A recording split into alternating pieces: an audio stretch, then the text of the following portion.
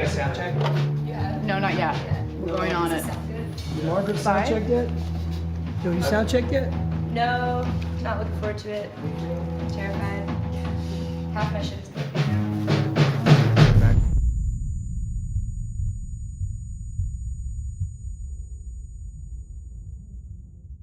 Okay, how is that volume? Is the volume loud enough? Good. Can you hear me? Mm-hmm. You can hear me okay? Volume wise? Mm-hmm. Okay.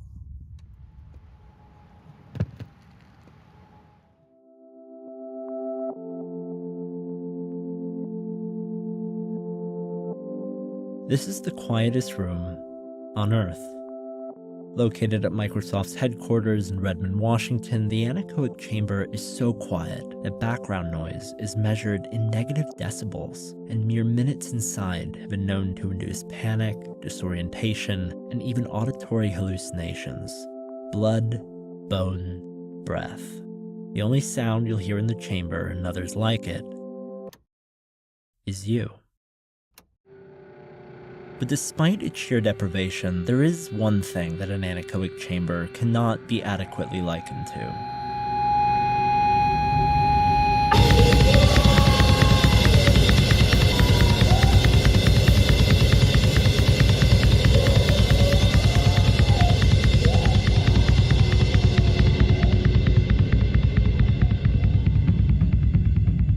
You know, I think hearing people don't really understand that this it goes way beyond the actual physical condition of deafness.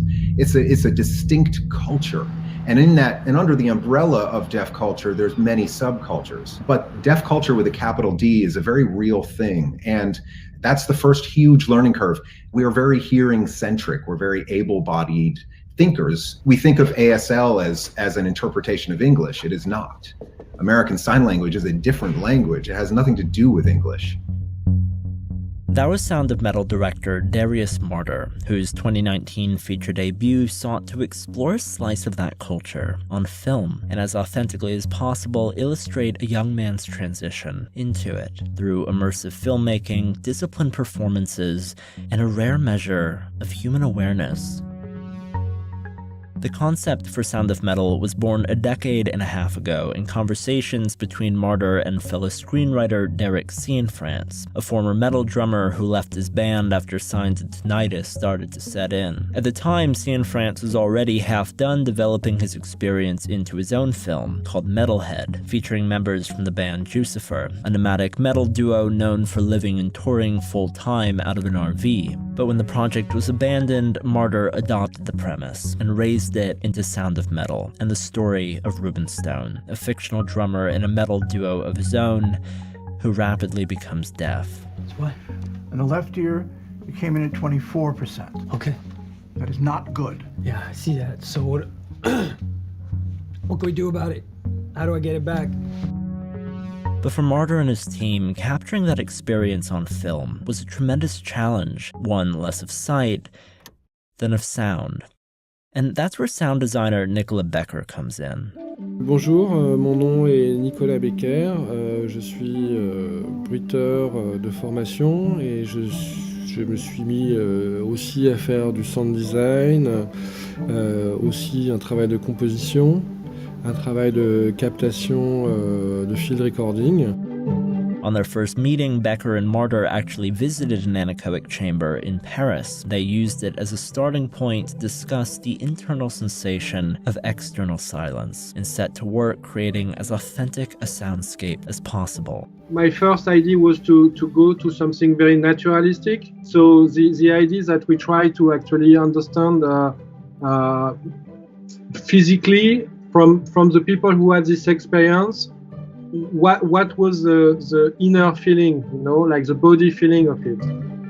When consulting the deaf community, Marder and Becker chose to specifically learn about the experiences of individuals who were not born deaf, to best match the life and perspective of their hero. Diegetically, that meant a complex mix of noise and quiet. The sound of drums, blenders, traffic are all suffocated through Ruben's point of view. And as Ruben first grapples with his loss of hearing, that point of view is reinforced by Marder's camera.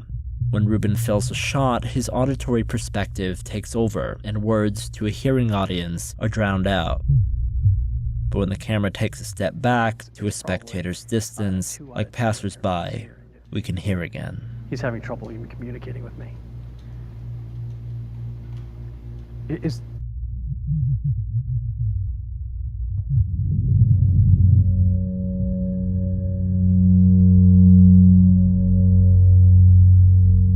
These techniques are further paired with Becker's minimalist score, which was composed for an instrument called a crystal bachet, a glass organ embedded with metal rods whose varying lengths and weights produce an eerie, resonant drone when brushed, quite literally the sound of metal.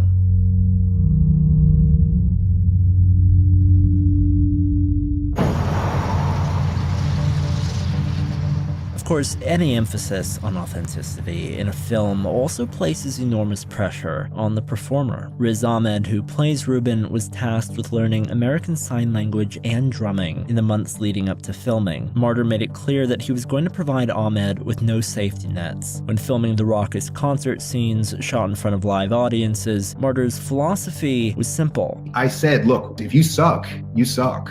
You know, you're going to be as good as you get. A creed pushed to an even greater extreme with the film's use of language. Marder demanded Ahmed learn to comprehend ASL beyond just what the script contained. I also said, you know, you're going to be in a deaf community for, as a character, your character has lived in a deaf community for 4 to 6 months. So you have to learn ASL to the degree that Ruben would know it. You can't just learn your lines. You have to be able to improvise. It's disrespectful to the deaf community. You have to show up with a command of that language. Riz Ahmed's ASL coach, Jeremy Lee Stone, claimed that Ahmed refused to use textbooks, opting instead to learn the language through conversation, just as Ruben would.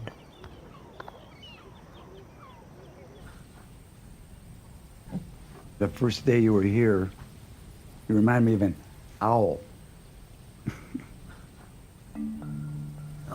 Owl? Marder also insisted that Sound of Metal be screened to accommodate deaf audiences. The film is captioned tonight, so it's not just subtitled, it's captioned. And really this is the beginning of an experiment of bringing together two distinct cultures and enjoying a film together. And that means that we all experience the film slightly differently, but we do it together in the same room. When the film premiered at the Toronto International Film Festival in 2019, the subtitles were hard-coded into the reel, and the only moments where captions don't appear in the film are instances when Ruben's perspective takes over before he's become fully acquainted with ASL. For a hearing audience, these scenes become some of the most affecting, left like Ruben in open water without a guide, immersed in a community and culture and language very different from the one we take for granted every day of our lives. The hard-coded captions have since been removed, but Marder encourages audiences to keep them on. Everybody here shares in the belief that being deaf is not a handicap. Not something to fix. It's pretty important around here. Those are words spoken by Ruben's mentor, Joe, played by Paul Raci, himself a child of deaf adults and a lifetime ASL interpreter for the LA court system. I think what truly sets Sound of Metal apart from too many other films that struggle to tackle similar themes and stories about change and loss is the way that it chooses to fold deafness into a broader narrative. In Sound of Metal, deafness is treated less as an obstacle than as a catalyst, fuel to explore an equally potent influence on the story: addiction. My name's Ruben. I'm an addict. I have 4 years clean now. Recovery plays an essential role in Ruben's arc, a former addict of quote-unquote everything, as well as that of his partner Lou, who has previously committed self-harm, likely linked to a traumatic family history. But whatever demons the two battle in an effort to help themselves is outweighed by each one's mission to help the other at any cost. Lou helps Ruben into a deaf sober house, a community of people who are importantly there to address their addiction, not their deafness. It's very important, if you want to be here, to understand that we're looking for a solution to this, not this.